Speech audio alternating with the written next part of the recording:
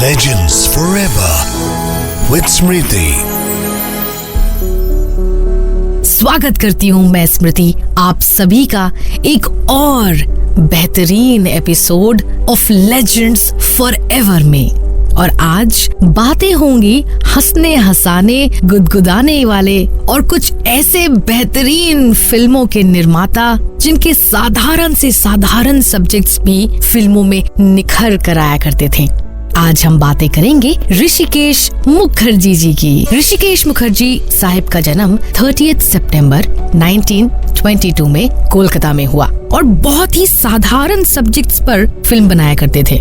बावजूद उसके फिल्मों के एंटरटेनमेंट साइड को इतना ज्यादा जबरदस्त रखते थे कि आज भी वो फिल्में देखने से लगता है कि बस ये फिल्में आज ही तो बनी हैं। फिल्में जैसे कि सत्यकाम, आशीर्वाद, चुपके चुपके और आनंद आज भी हम उतना ही पसंद करते हैं जितने हम उन दिनों में किया करते थे।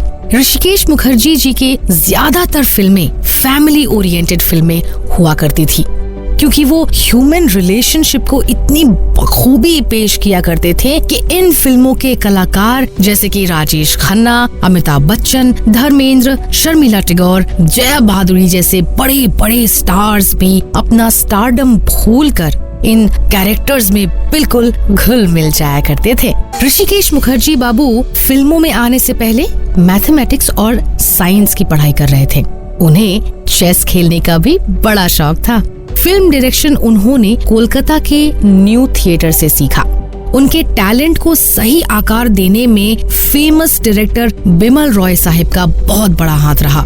1951 की फिल्म 2 बीघा जमीन में बिमल रॉय के असिस्टेंट के रूप में ऋषिकेश मुखर्जी बाबू ने अपनी करियर की शुरुआत की। बिमल रॉय ने ऋषिकेश मुखर्जी को अपने साथ काम करने का इनविटेशन कैसे दिया, मतलब कैसे हुई conversations? Oh, that is quite a long story. I was in the laboratory of the New Theatres, and at that time I decided to quit New Theatres because I'm a science graduate. I decided to join Badgate Company as a chemical supervisor or something. I used to work in the printing department, and my work used to get over by 12 o'clock. At that time, one of his film was being edited in New Theatres. The editor fell sick, and the assistant had to take the burden. And assistant was also new. The assistant ultimately, who was my teacher, my guru, he asked me whether I can help him in my off time in winding and rewinding the negatives. Because those days there never used to be any rush print. Film used to be edited in negative picture and negative sound right straight in the movie order, no synchrometer or nothing like that shot. So he wanted a trained man who can wind and rewind the negative.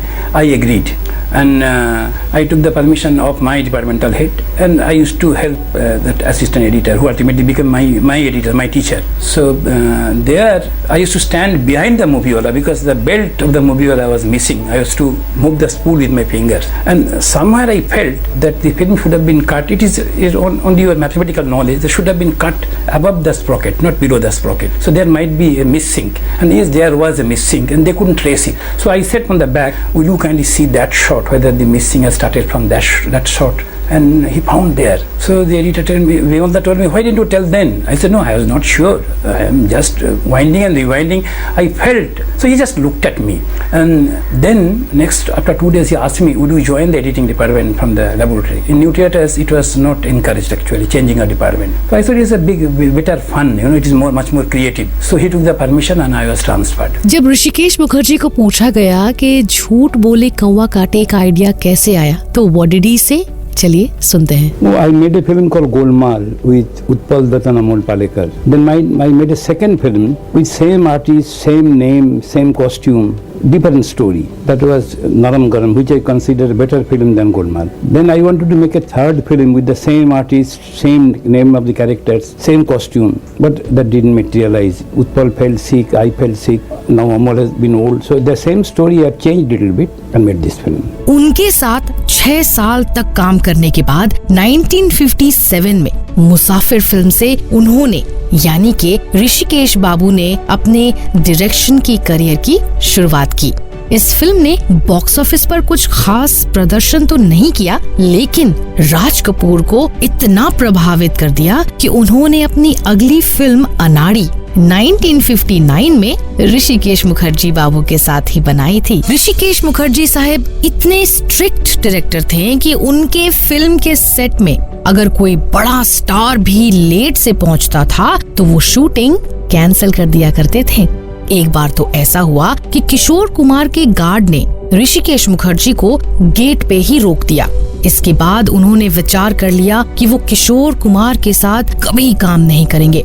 दिमाग ऋषिकेश मुखर्जी बाबू मोशाय का इतना तेज चलता था कि वो film के सारे दृश्यों को दिमाग में ही एडिट कर लिया करते थे।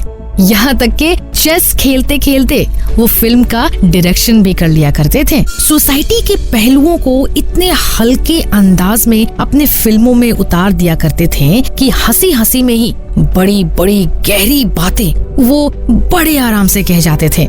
फिल्में जैसे कि 1971 की गुड्डी, 1975 की फिल्म मिली और 1979 की फिल्म गोलमाल तो आज भी हमारे दिलों में इतनी फ्रेश है कि लगता है कि कल ही की तो बात है। ऋषिकेश मुखर्जी जी की ये फिल्म आनंद का गीत बहुत ज्यादा पसंद किए जाने वाले फिल्मों में से एक है। इस फिल्म में इन्होंने जीवन की सच्चाई को बेहद हल्के और गुदगुदाने वाले अंदाज में इस तरह से पेश किया कि आज भी इसे देखकर लोग दंग रह जाते हैं। फिल्म आनंद का डायलॉग आज भी हमें अमिताभ बच्चन और राजेश खन्ना के उन दिनों में ले जाता है जब यह फिल्म नया नया रिलीज हुआ था। जाने माने Italian film maker Frank Capra ने एक बार कहा था कि असली ट्रेजेडी के बारे में कहा जाता है कि असल ट्रेजेडी वह नहीं होती जब किसी फिल्म में अभिनेता रोता है। असली ट्रेजेडी तो तब होती है जब फिल्म को देखकर दर्शक रो पड़ते हैं। और आनंद फिल्म इस पैमाने पर पूरी तरीके से खरी उतरी थी। गोलमाल और नरम गरम जैसी बेहतरीन फिल्में बनाने वाले ऋषिकेश मुखर्जी जी के फिल्मी दुनिया में बहुत बड़ा योगदान रहा, जिसके लिए उन्हें दादा साहेब फाल्के पुरस्कार से भी सम्मानित किया गया। इतना ही नहीं, ऋषिकेश मुखर्जी जी को पद्म विभूषण से भी सम्मानित किया गया है। अपने करियर के दौरान ऋषिकेश मुखर्जी को 7 बार फिल्म फेयर अवार्ड से सम्मानित किया गया था। क्या आपको पता है, जया भादुड़ी को सिनेमा जगत में लाने वाले और कोई नहीं ऋषिकेश मुखर्जी बाबू मोशाय थे।